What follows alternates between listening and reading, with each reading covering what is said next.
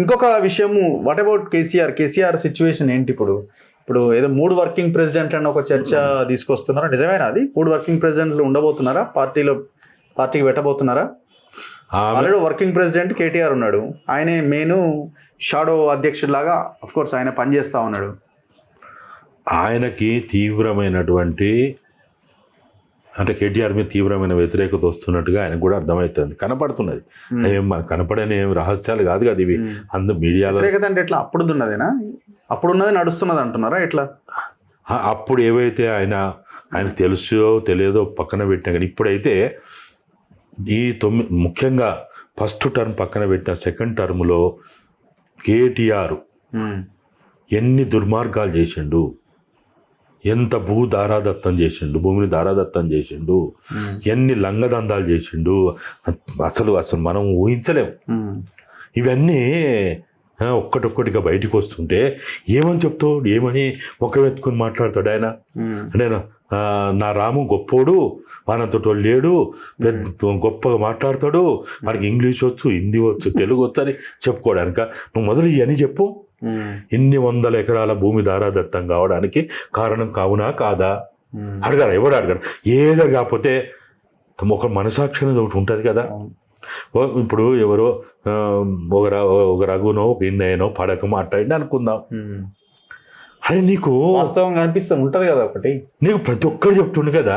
అవును, నువ్వు మెచ్చిన నీ జర్నలిస్ట్ కూడా వచ్చి చెప్తున్నారు కదా నీకు. మరి ఇప్పుడు దీన్ని ఏమందాం మనం? కాబట్టి ఆయన నేను అనుకోవడం ఒక శనీశ్వర్ లెక్క, షడగోపన్ లెక్క కేటీఆర్ తయారై కూర్చున్నాడు. ఎట్లా దీన్ని బ్యాలెన్స్ చేయాలనే ఆలోచనలో ఉండి ఆయనే 3 వర్కింగ్ ప్రెసిడెంట్ నువ్వు లీక్ ఇచ్చాడు. మొన్న ఏదో సమావేశం అయింది కదా, ఇక్కడ తెలంగాణ భవన్లో అయింది కదా. అప్పుడు మెల్లగా ఎవరికోరు ఏమున్నదా తెలిసినోనుకో వాళ్ళకు వీళ్ళకో చెప్తే అది పెద్ద విషయం అవుతుంది, పార్టీలో చర్చ. ఇప్పుడు పార్టీలో పెద్ద చర్చ అది, ఎవరెవరు అవుతారు 3 working president. 3 working president Madhusudanachari పేరు, ఆర్ఎస్ ప్రవీణ్ కుమార్ పేరు ఇట్లా వినబడుతున్నది. అంటే వాళ్ళు ఆయన ఏంటంటే జస్ట్ ఆయన ఎప్పుడు కూడా ఏంటంటే లీక్ ఇచ్చిండు. లీక్ దేనికి పెట్టాలనా, లేకపోతే ఆయన మనసులో నేను ఎట్లా బ్యాలెన్స్ చేయాలి, ఎవరిని కేటీఆర్ ని మీదకి పోకుండా బ్యాలెన్స్ చేయాలి, ఎట్లా బ్యాలెన్స్ చేయాలి. ఇప్పుడు ఇంకోటి కుటుంబంలో కూడా ఇప్పుడు హరీష్ని బ్యాలెన్స్ చేసుకోవాలి, కవితమ్మని బ్యాలెన్స్ చేసుకోవాలి. ఇవన్నీ బ్యాలెన్స్ చేయాలంటే పార్టీ అంటే కేటీఆర్ అంటే పార్టీ అనే వాతావరణం లేకుండా చేయాలంటే ఏంది, అరే వాడు నలుగుట్లో ఒకర్రా వాంది ఏమున్నదిరా అని చెప్పుకుంటాడు కదా. ఈ వాతావరణాన్ని అంటే ఆయనకైతే చాలా మనందరికంటే చాలా ఎక్కువ తెలుసు కేటీఆర్ యొక్క సామర్థ్యం తెలుసు. కేటీఆర్ ఏం గుణగణాలు తెలుసు. అరే ఆయన తిరగకుండా పుట్టిన కాయని చూసినోడు ఆయనకంటే మనకేమో ఎక్కువ తెలుస్తుంది. కాబట్టి ఆయనకి అన్నీ తెలుసు. చూడాలి ఆయన అంటే ఆయన్ని తప్పిస్తే ఆయన ఇప్పుడు మొత్తం ఆయన బేస్ చాలా స్ట్రాంగ్ ఉన్నట్టున్నది కదా. సంపదతోనున్నాడు, మొత్తం లాబీతోనున్నాడు, కార్పొరేట్లతోనున్నాడు. ప్రజలతో అయితే లేడుగా. ఇప్పుడు మీరు చెప్పి కరెక్టే, మీరు చెప్పి అదానికి ఏం తక్కువ ఉన్నది, రిలయన్స్ వాళ్ళకి ఏం తక్కువ ఉన్నది, అంబానీకి ఏం తక్కువ ఉన్నది, ప్రపంచంలో కదా.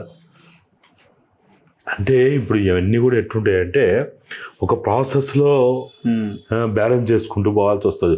ఓవర్ నైట్ అయితే జరగదు. ఓవర్ నైట్ అట్టంటే ఇప్పుడు మరి ఆయన అప్పుడు మీరందరూ కూడా మీడియా అంతా కూడా అయిపోతాడు ముఖ్యమంత్రి అయిపోతాడు, ముహూర్తం పెట్టిండ్రు, పలానా రోజు, పలానా గంటలు, పలానా నిమిషాలు, పలానా సెకండ్లతో సహా అందరు మొత్తుకున్నారు. అయిందా కాలే. కాబట్టి అంటే కేటీఆర్ ఇటువంటి అన్ని ప్రయత్నాలు చేస్తాడు. కేటీఆర్ లీకులు ఇచ్చుకుంటాడు, ఆయన ఎవరో శ్రీనివాస్ గౌడ్తో, ఈయన శ్రీనివాస్ యాదవ్ తోటి చెప్పించుకున్నాడు కదా, ఇంకెవరు ఎమ్మెల్యేతో చెప్పించుకున్నాడు కదా, శ్రీనివాస్ యాదవ్ అని చెప్పారు కదా. కానీ నేను అనుకోవడం కేటీఆర్ అంత బలవంతుడు, అంటే తెలంగాణ వాదాన్ని కాదని, టీఆర్ఎస్ని కాదని ఏమో చేస్తాడు, చేయగలుగుతాడు. ఆయన వర్కింగ్ ప్రెసిడెంట్ పదవి తీసేయని ఎవడు చెప్తాడు? ఎవడని పోతాడా ఇంటికి?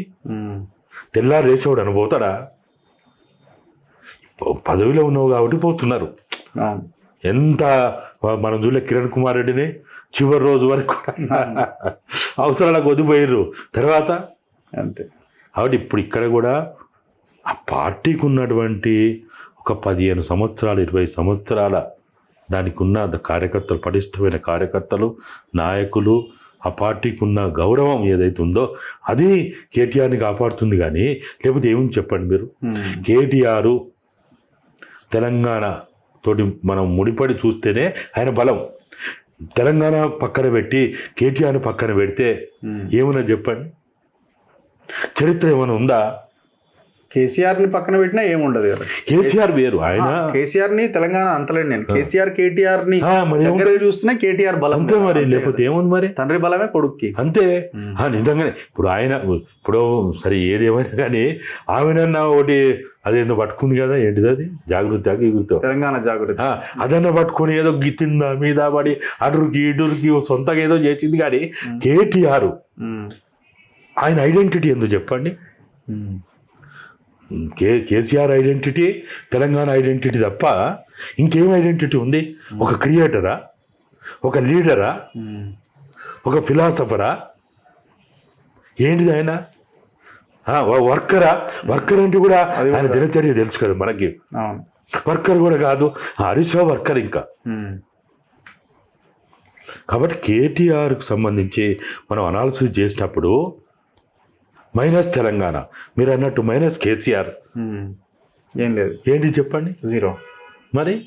కాబట్టి అది పెద్ద ఇంతమంది పెట్టుబడిదారులున్నా, వ్యాపారస్తులున్నా, రియల్ ఎస్టేట్ వాళ్ళు ఉన్నా, ఈ దందాలు, ఈ లుచ్చా దందాలు చేసేటోళ్ళు అందరు ఉన్నా, గుట్కా దందాలు చేసేటోళ్ళు, లింకేదో దందాలు చేసేటోళ్ళు, దుబాయ్ దందాలు చేసేటోళ్ళు. నాకు ఇవాళ పొద్దున ఎవరో చెప్తున్నారు, సిరిసిల్లలో ఒకరిద్దరు ఉన్నారట, వాడు పోయి 15 రోజులు అయిందట, మొన్ననే వచ్చిందట ఆయన ఏజెంట్.